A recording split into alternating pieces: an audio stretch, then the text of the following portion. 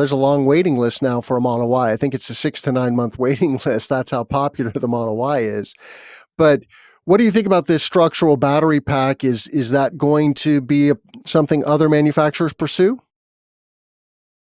Yeah, I have definitely an opinion about the structural battery pack. So, of course, there are advantages that you overall kind of increase the energy density and you can pack more batteries into the car and overall save weight.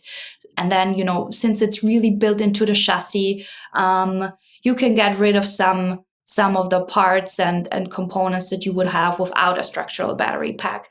But as you say, recycling of these batteries or repairing broken batteries will be very, very hard. So I am not a fan of this movement. I see other battery manufacturers doing the cell to pack approach, so this is something where you can also save some space and increase energy density. I am personally a huge fan of modular batteries. So trying to have a concept where you can always have a small range modular battery, and whenever you need more range, you can add different modules to your car. And CATL just announced their swappable modular battery stations. I think this is a wonderful idea because overall this will reduce the amount of batteries that we need, and people will really just drive with the weight that they need. Today on the Clean Power Hour, electrification of transportation. We are going to electrify transportation and everything. My guest today on the Clean Power Hour is Veronika Wright. She is a legitimate EV battery expert and an author of a book called The Drive to Electric. So I'm really pumped to have you on the show, Veronika Wright. Welcome. Thank you so much for having me. I don't know how I stumbled across your profile, but I'm so thrilled that I have. You're not only a battery expert, but you're based here in the Midwest in Milwaukee, Wisconsin. So that's wonderful. And you've written a lovely book that I am currently reading. So uh, I can't make a strong recommendation just yet, but I would encourage listeners to check out your book, and we're going to talk about that. We'll talk about your consulting business. You are working with manufacturers of automobiles and batteries, and it's such a heady time, right? The statistic that sticks in my mind is that we're doubling year over year consumption or adoption of EVs in the US, tripling in some places like China. China and Europe are way ahead of the US in terms of the sheer volume of EVs that are being purchased. And I'm not sure all the reasons for that, but give our listeners a little background on yourself, Veronika. How did you get interested in batteries and then electrification of transportation? Sure. Very welcome. So I am originally from Austria, grew up in Graz, did my technical physics studies and PhD in the field of simulation. And then my first job in Austria was with AVL in the battery area. So I really started my professional career with batteries and electric vehicles. I was not necessarily so much interested in cars in general, but I've always found the physics behind batteries really exciting. And when I started working on batteries, I thought it is very fascinating that we don't know so much about them. So, about the chemistries, about how batteries age over time, which also affects, of course, the lifetime of electric vehicles and things like this. So, I started in that area and got really excited, using my physics background, but then also applying it to a real product. And then I'm so lucky that we're part of this huge transition and that batteries, electric vehicles, energy storage systems, all of that seems to take off since a couple years now. And this is also the reason why a year ago I decided to start my own company. I moved to the US, to the Midwest, missing a little bit the mountains, but that's fine. But enjoying the I US. feel your pain. I feel your pain. I grew up in New Mexico near the Rocky Mountains, and yes, that is a shortcoming of our landscape here in the Midwest. It's flat as a pancake, basically. Yes. So yeah, this is my story. This is how I came here and started my own business as a consultant and social Yeah. entrepreneur. And you're a real DIYer too. You're retrofitting a Jeep, an ICE engine Jeep to be an EV. You're also a new EV owner. You bought a Mach-E. I've seen you promoting that purchase online, and we can talk about that experience. And I'm an ICE engine return customer myself. I went to a Model Y Tesla, and then for lifestyle reasons backed out of that. It was a lovely experience, generally speaking, except when the range was dinged so much in very cold weather. Not sure if that's a theme that you have noticed among EV owners, but that was an issue for me, and that the computer was not telling me the truth. It's funny because I made a little video about this on my personal YouTube channel. And I got so much pushback from the Tesla community, like, dude, you really should know this ahead of time, bro. The battery's not going to work as well in the cold. And I'm like, bro, the computer knows exactly what the weather is and exactly what the range is. It knows exactly how I drive and where I'm going, and it should tell me the truth. And it didn't. And that was the only thing. That was my only real gripe about the Model Y. Otherwise, lovely car. It's going to be the most popular car in America. Yeah. Americans don't see it yet. And that's the thing, is we are a little asleep at the wheel, Veronika. We don't realize that the world is making the transition, and we still see EVs as some very strange phenomenon. But in China, they're really going after it hard. And I see this as a strategic advantage for any country, really. If you can get to a pure electrification of transportation faster, it's way more efficient. It's something like 2/3 more efficient on an energetic basis, right? You put electricity into the battery turns, pumps out electricity to the motors and moves the car. And that process is way more efficient than burning gasoline to turn a piston, to turn a crankshaft, etc., right? That is, talk about inefficient. Only something like, I think, 23% of the energy from the gasoline gets into the forward motion. So that just makes good economic sense. And we are approaching a tipping point, and it's ice, water, to use a chemistry analogy, right? The ice cube is solid until it hits, the melting point, and 32 degrees, right? It's 30 degrees, and then 31, and then 32, and it still just looks like an ice cube. And then all of a sudden, it's water. And that is an economic phenomenon too. And in this case, the acronym ICE is a nice play on words, internal combustion engine. We are going to go to a pure EV economy sometime in the 2025 to 2030 range. It's unpredictable. You can't say exactly, Tim, it's going to be 2026 or 2027, but it's coming because EVs have many fewer parts. So you can get a lot more life out of a vehicle. You can get 1 million miles out of a pure EV vehicle, and it's cheaper to drive. And those economics are going to drive consumers to EVs. And then meanwhile, the infrastructure is going to happen. Today, still a little wonky for long distance traveling if you're going off of the main highway system. But for the most part, if you're on the main highway system, you're good to go. And I traveled across the country in my EV, and that was a smooth experience. It does take a little longer because you have to stop to charge, which takes a little longer than filling your tank with gasoline. But I digress. Where should we start? I would love for you to take us on a journey. My audience is energy professionals, financiers, technologists, and people that are very interested in the energy transition. And this is, electrification of transportation is front and center because it's 30% of the carbon footprint of society globally, 40% here in the US, because we're such a car-friendly society. And so the benefits of electrification are ginormous. Yes, you brought up so many good points. I think there are so many facts, so many life cycle analysis that you can look into right now that show that electric vehicles and batteries, and then especially once you combine the transportation with the energy market, that it really makes a lot of sense to do that. But at the same time, as you mentioned, there is so much pushback. I realized that especially in the US, no matter what you say about electric vehicles, you will have a pushback. There is many opinions out there.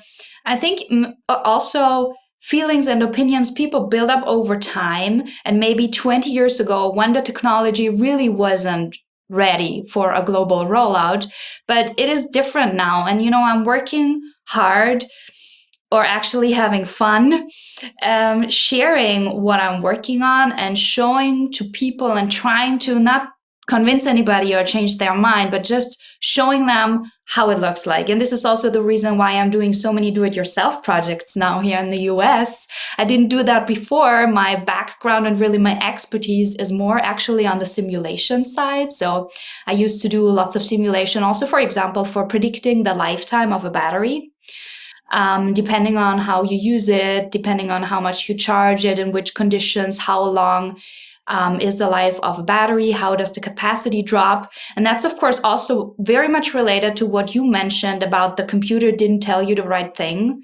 Every computer, like the battery management system on board of the electric vehicle, is an algorithm, is a model, an estimation.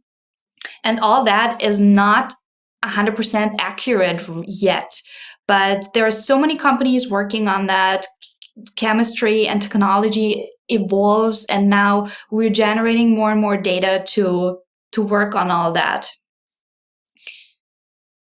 Yeah, it's well, it's a mystery to me still why Tesla hasn't gone that route. But there's a lot of quirks with all the companies and all the products out there. That's just part of the ecosystem. Let's talk about some of the topics that you cover in your book, The Drive to Electric, and it is available in Kindle and in hard copy, or a real book copy on Amazon. Um, you know, you're touching on some very important topics and topics that come up a lot, like the circular economy, the recyclability. People say to me, Tim, we're going to run out of landfill space. We're going to have so many batteries, or we're going to run out of lithium. And I go, slow down. Lithium is the third most common element in the universe after hydrogen and helium, right? And there's a lot of lithium here. Now, there's not a lot of lithium mines in the US yet, and we do need to smell that coffee. And I would refer our listeners to an episode we did last week with Simon Moores, at he's an expert on the supply chain of the minerals that go into EV batteries, and so but recycling, supply chain. What are your thoughts about that as it pertains to this rapid ramp up that we're going to be doing now here in the US and globally? Yeah, I think you mentioned some great points. There is so much misconception out there right now, and I'm getting questions almost every day, and these pushbacks where people say you can't recycle electric vehicle batteries. What are we doing after 5 years when they're dead? We don't have enough lithium, and all of these questions. And if you hear that every day, and yes, I'm working in that field, but I can't know everything, obviously. But then sometimes it makes me a little bit uncertain, and I'm also questioning on all of that. And this was the reason, actually, why I started to write this book. So I went out and interviewed lots of different experts globally, really from around the world, people in the US, in China, in India, in Europe, really to get this global perspective. And people and companies really working in different parts of the battery value chain. So some of them would produce the batteries, some of them would recycle them, some of them would reuse them after the first life in energy storage systems. And I'm bringing all that together in that book. telling people stories, talking about why are they doing these things, what is their vision for our electrified future, what are the challenges we see right now. And I think, at least this is also the feedback that I got, it's very inspirational to see that and really hear facts from experts working in the fields. Yeah, it's noteworthy that J.B. Straubel, who was the former CTO and co-founder of Tesla, has started a company now called Redwood Materials, which is dedicated to recycling battery materials. And they're literally taking all different kinds of batteries, from the consumer batteries that you have in a flashlight to the batteries in cell phones and laptops and electric vehicles, and then breaking those down into their component parts and delivering you the kind of lithium you need to make new, fresh batteries. And that makes perfect sense, right? Like, why dig it out of the ground if you can dig it out of an old electronic or an old EV? And then we're going to repurpose EV batteries as stationary storage, right? Even though the battery might be at 80% of its capacity, and you don't want to use it in an EV, you can use it for stationary storage. And that's definitely a thing as well. I don't know if you've run into those companies, but there is a company in Indiana that's doing this. And so the circular economy is a very Yeah. real thing. It's not necessarily a no-brainer. It takes energy, right? It costs money to recycle and repurpose, but ultimately it is going to make a lot of sense. The battery is one of the most expensive parts of a car, of an EV. And so anyway, are there other things about the circular or circularity and recyclability of EV batteries or batteries in general that you want to discuss? Yeah, I mean, for me, it's really, I see it as an opportunity that we have with batteries. We don't have that with many other products where we are sharing a product between different industry over the lifetime of the product. And at the same time, the product changes, gets older, gets different. So that's a very unique situation. And we can exploit or make use of this situation by building the circular economy. It's not like a set thing that happened 10 years ago. I think 10 years ago, people were more thinking about how can we make batteries. They did not really think about how can we design them in the best way to make them recyclable or in the best way to disassemble them for second life. These thoughts were not there 10 years ago, but really now there are even guidelines created for battery manufacturers and pack manufacturers that they need to produce batteries in a way so they're easier to recycle, they're easier to disassemble, to really build the circular economy. And finally, as you mentioned, recycling really turns into a local mining opportunity, and you get these raw materials back. And for example, there is a new paper where they show that a battery made from a recycled cathode has even a better performance than the original fresh one because the microstructure just changed in a very beneficial way. So many things to explore here. And also about this reusability, this is also a big part in my book. Reusing batteries after their first life, we all know at 70 to 80% of the original capacity in the electric vehicle. Many consumers don't want to have the batteries in the cars anymore because the range dropped and also the warranty ends around this time. But then there is the opportunity, and many companies are doing that now, building their collaborations with, for example, stationary energy storage providers to repurpose these into energy storage. I am personally also for my conversion for the Jeep using batteries from scrapped cars. This is also a certain way of second life. So there is many options. And what batteries are you using in your retrofit project? This will be Ford batteries. Okay.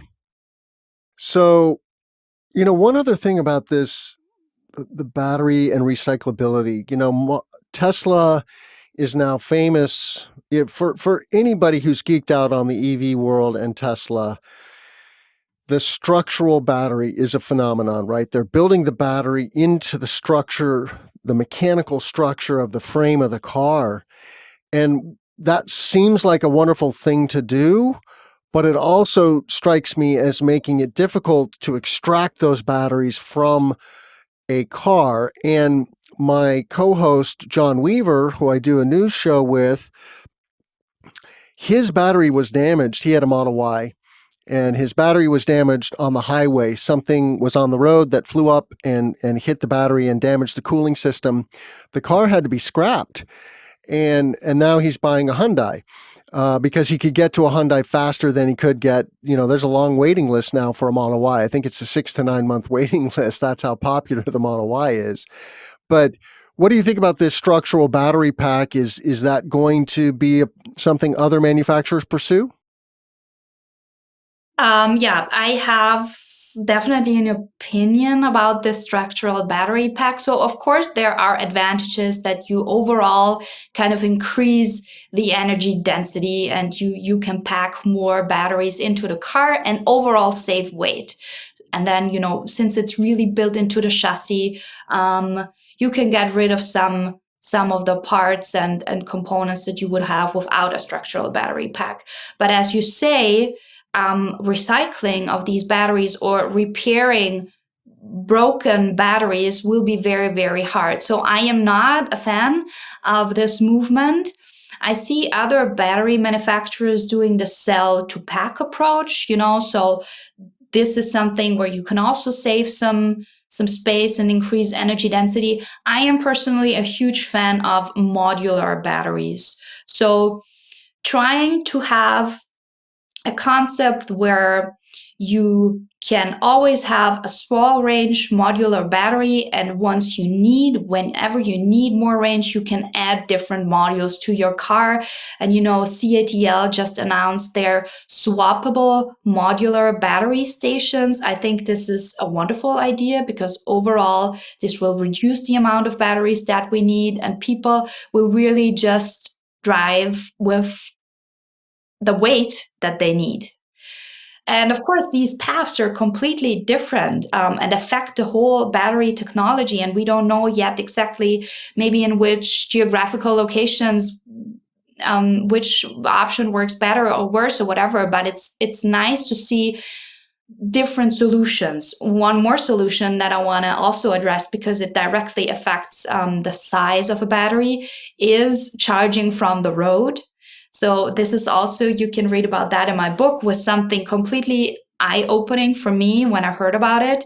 So this is really while you're driving, you're charging your car from the road, either wireless or with a wire. And they do many pilots in Sweden. And for example, with 6,000 kilometers electrical roads in Sweden, your battery doesn't need to be larger than 20 to 40 kilowatt hours to get everywhere in Sweden. And, all that affects the future technology. Hey, everybody. Thanks for listening to the Clean Power Hour or viewing it on YouTube. We do have a great YouTube channel. If you're not subscribed, please go to cleanpower.group and hit that YouTube icon and subscribe to our channel. Of course, you can find all of our content on your favorite audio platform as well. So please give us a rating and review. I wanted to let you know that we are partnered with the Midwest Solar Expo this year. Check it out, midwestsolarexpo.com. You can get a 15% discount with our code, which is CPH15. We will also put that in the show notes, CPH numeral 15. The Midwest Solar Expo is the premier B2B solar and clean energy event in the region. It hosts over 450 clean tech executives from around the country, and it's a lovely event in Minneapolis, June 20th to 22nd. So please check it out. Back to the show. I'm glad you mentioned the road charging. I want to talk about that. I'm glad you mentioned swappable modular batteries. I was talking with a professor from California just last week about this concept of swappability and loading up your car with just the amount of batteries that you need. You'll get better range, right? These things are heavy, and that's one of the things though is They're heavy. So, I mean, the battery pack in my Model Y was 1,500 pounds. Now, you can break that into modules. That's the concept anyway, right? That can be removed one at a time. So you're dividing that 1,500 pounds into maybe 10 parts. Um, but even then, it's still 150 pounds. So, does that really work? And then NIO is pursuing a swappable solution where you pull into a station that's dedicated. You basically get out of your car, a technician drives your car into the machine, it unbolts the battery from the bottom, puts in a new pack, and away you go. And that's a 10-minute process, and that's great if you're in a dense urban area where there's stations available. And I don't know what the NIO network is like yet. NIO is one of the bigger, EV companies now. It looks like CATL has a partnership with EVgo on a swap solution. Tell me more about, the future of swappability as you see it, and then we'll talk about electric road charging. Yeah, I was always very skeptical about battery swapping in general.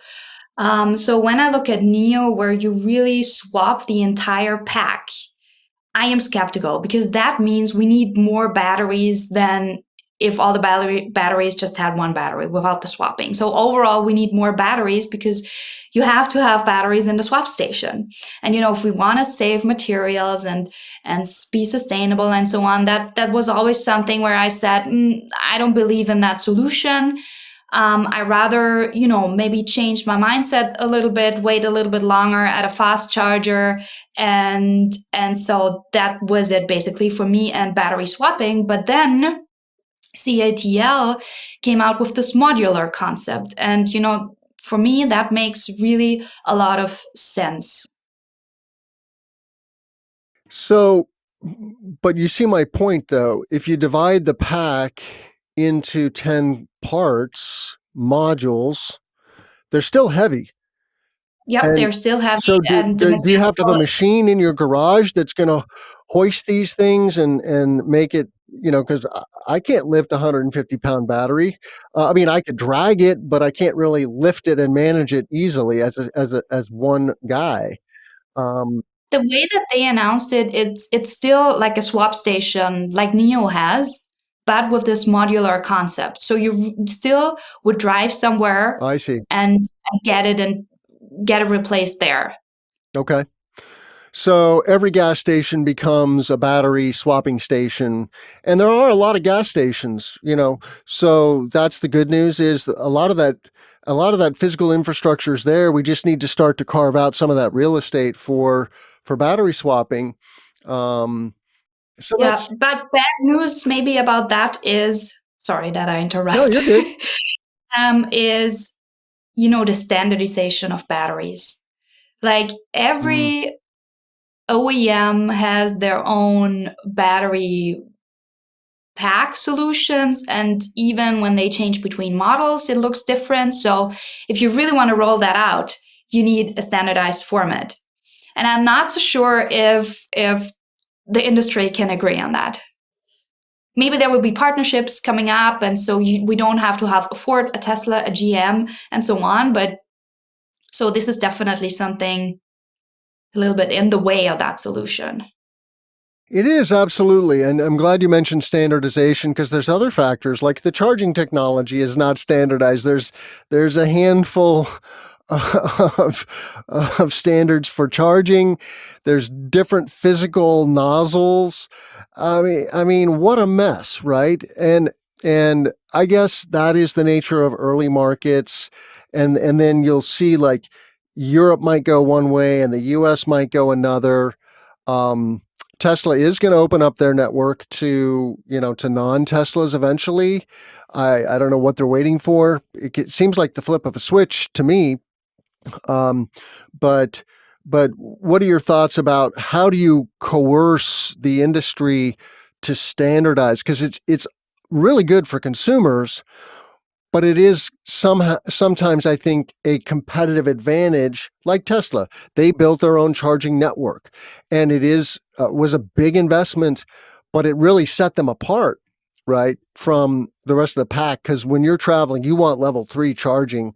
You can get 150 miles of range per hour of charging, and you can get 80% in 15 minutes when you're traveling, and that's really sweet. But how do you coax the industry towards standardization? Yeah, that's a very good question. So the battery is really the IP. It's 30% of the vehicle net cost. It's everything behind. I mean, additionally, you will see a lot technology evolvement in efficiency in general, and this will be more than the battery. But still, battery in the future will be the main and is the main IP. So I don't see this standardization happening. If you also break it down to the cell level, we have the prismatic cells, we have the pouch cells, we have the cylindrical cells. So at least 3 different ones already here. And then everybody is creating their own size. And then you take it from there into a modular pack. So I do not see standardization happening in the next 5 to 10 years, I would say. Yeah. And So maybe just one thing to mention is battery as a service. okay. So, right now, if you buy an electric vehicle, the battery is yours. You buy it with the EV. It's very expensive. And there is lots of discussions about the warranty. But so let's say there is a warranty for 100,000 kilometers and 8 years. And if the battery is bad before then, you get it replaced by the OEM. And afterwards, it's kind of your problem. But then there is this huge trend, and that comes along with standardization of doing battery as a service. So we have somebody that owns a company that owns the battery and is kind of leasing that either to the OEM or to me as an electric vehicle driver, which kind of course decreases the initial cost, but then you buy into it, you lease only what you need. So I think concepts like that will help towards standardization, and that's very interesting. This is really very interesting for me to see how that evolves in the future. So, are any of the American car companies going after this modularity and swappability of battery packs? I do not see that happening from the main Yeah, traditional automakers. yeah, And also, if you look into startups, Lucid or Rivian, they don't do that either. yeah. Okay. Let's talk about charging on the road. That would be a dream come true, right? And you see this certainly in a few American cities like Boston and in many European cities where you have feeler buses and feeler trolleys. They have feelers that stick up off the top of the vehicle that then tap into electric wires that run overhead. The same phenomenon could exist opposite. There's electricity in the road, and then you're charging wirelessly from that as you drive. And I think you mentioned there's a pilot project happening in Detroit. Yes, that was a surprise to me too. Like the first electrical road pilot in Detroit. I shared that on TikTok and everybody was freaking out. Why would you do that in Detroit? Detroit has more problems than that. But yes, it will Yes, it happen. does, but It's wireless. It's 1 mile of wireless charging. And of course, the electric vehicles also need to be upgraded to support that solution. But so, yes, there is a pilot in the US. And then Sweden is really pioneering these electrical roads. I think there are 4 or 5 different pilots right now going on there. And I think it's a very, very interesting solution because you can really then decrease the battery size and the weight of your EV. And when I am going, so I'm living in Milwaukee and I need to go to Michigan a lot for business. If I had a part of my road, because I'm always taking the same road, we're in the US, right? One straight road. If I had electrical road charging there, this would be just wonderful. And I wouldn't need like a 100 kilowatt hour battery pack. yeah, exactly. A lighter pack is a good thing. You're going to get more range, smaller battery, less expensive battery. Um, when you Google wireless EV charging, there's really like one main result, as far as I can tell, and that's plugless power. They're making a mat that you put, in your garage or at a bus stop or, in a parking lot, and then you just drive over the mat and it starts to charge the vehicle. And in theory, this works, but then you need to make sure that the vehicle is easily retrofittable with the dongle that allows for this. And what is the state of wireless charging, I guess, in general? Is it staged to go mainstream? Again, a question of standardization, I would say. I think we're still in the exploration phase. I know more than only one startup that is working on either inductive or conductive charging from underneath your car. Many of them in Europe. This helps a lot if you think about the cities in Europe. I mean, also in the US probably, but where you have to do outside parking, where not everybody has a house with a garage, and you really have to park on the road. This is a solution that some of the startups are really pushing, and I think that's also very, very good. But I can't tell right now which solution will be dominant. I think we're still exploring and hopefully standardizing once we did some pilots and we can tell what solution works best. Yeah. So, in the last few minutes that we have together here, Veronika, what should prosumers and energy professionals know about electrification of transportation that they may not be thinking of? Elon Musk is a master marketer. He's in the news every day. He's a very controversial figure, but that serves him, right? Because any news that gets him in the news puts Tesla in people's brains, right? And Tesla has carved out a niche in our head as the premium electric vehicle. Now, they're being chased by the traditional OEMs. The Ford Lightning, it gets a lot of press and it's very popular, especially because it has vehicle to grid capabilities. Maybe we should talk about V2G. And then there's this plethora of startups like Rivian who are now in that very painful spot of trying to scale manufacturing. I have a deposit on a Rivian. I would love to drive a Rivian pickup truck. It's made here in Bloomington Normal, Illinois, just an hour away from my home. How wonderful that would be to have an Illinois-made EV. But boy, are they in the cauldron of pain right now, right? And I don't really know all the details of what they're going through, but they're clearly going through a lot of pain, right? Because they only made like 500 trucks last year, I think. And they need to make hundreds of thousands of trucks, really. I'm not going to get my Rivian until 2023, and whoever gets it to me first, Cybertruck, Lightning, Rivian, I don't care. I want a EV pickup truck with 400 miles of range and great towing capacity. Who's going to win that race? And then what else should our listeners know? So, in my opinion, not only one company needs to win the race. I like diversity. I like different options for everybody. Sure. When buying a car, and now I know it even better because that was really the first car I ever bought. There are so many aspects. It's not only the technology or if you like the color or if whatever the vehicle looks attractive to you. It's also things like brand loyalty and other things. So it's nice to see so many OEMs now coming up with different options. So there is really something for everybody. What I am getting surprised about almost every day is all the new business models that we have with electric vehicles combined with the energy market. And I'm forgetting about some of them also all the time. And then I'm reminding myself, oh my gosh, yeah, this is also an option.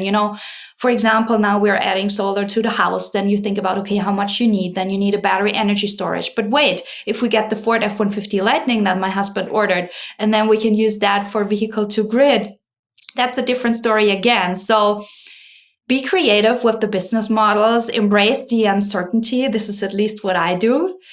And then also what I really love to mention is in Austria, so my home country right now, we have more than 85% of the energy produced in the country is renewable already. and the goal is to be 100% by 2030, and they will reach that goal. It's very different to where I live now in Wisconsin, where it's maybe 10-12% renewable. And but still I want to show people, hey, look at just an example. This country, there is so much going on. Electric vehicle make a lot of sense there. People are putting solar to their house and selling back the energy, making money doing that. So many options, so many business models, so many paths. Yep. I want to make a couple of announcements, and then we'll let our listeners know how they can reach you, Veronika. Check out all of our content at cleanpower.group/podcast. The podcast is brought to you by the Clean Power Consulting Group. And please give the podcast a rating and a review on your favorite audio platform. We also have a YouTube channel. If you go to cleanpower.group/podcast or just cleanpower.group, you'll see the YouTube link. Go there, hit subscribe, hit the bell so you get notifications. We're dropping 2 videos a week now. We do a live on Thursdays with my co-host, John Weaver, where we break down the clean energy transition news. We're doing this for you. And so the more you engage, the more you reach out to us, the more people will find the podcast and get in the know. The energy transition is the largest economic opportunity of our lifetimes. It's perhaps $100 trillion opportunity in the next 30 years. And so we need lots of new people to come into the industry. And that is one of our primary goals here at the Clean Power Hour. Veronika, thank you so much for joining me today. How can our listeners find you? Almost on every social media platform.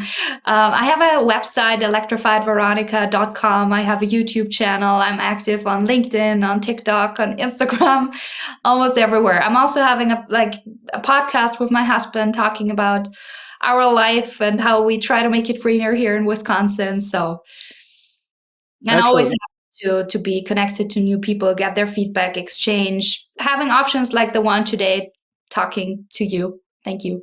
Yep. So check out Veronika's website and you'll find links to her podcast and her book there. She is the author of The Drive to Electric. Thank you so much, Veronika Wright, for coming on the Clean Power Hour. I'm Tim Montague, your host. Let's grow solar and storage. Have a great day, everybody. Thank you.